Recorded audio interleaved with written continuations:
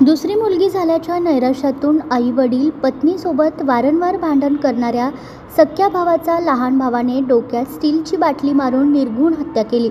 रविवारी सायंकाळी 7 वाजण्याच्या सुमारास राजारामपुरी येथील मातंग वसाहत परिसरात ही घटना घडली आहे. यामध्ये हर्षद विलास पांढरवळे वय वर्ष 25 याचा जागीच मृत्यू झाला, तर या प्रकरणी यश विलास पांढरवळे वय वर्ष 19 याला राजारामपुरी पोलिसांनी रात्री उशिरा अटक केली आहे.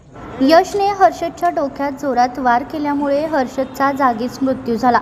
त्याच्या डोक्यातून मोठ्या प्रमाणात रक्तस्राव झाल्यामुळे यशच्या अंगावरील कपडे, पांढरे बूट रक्ताने माखले होते.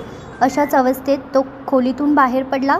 त्याला रक्ताने माखलेले पाहून रहिवाशांनी याची माहिती पोलिसांना दिली.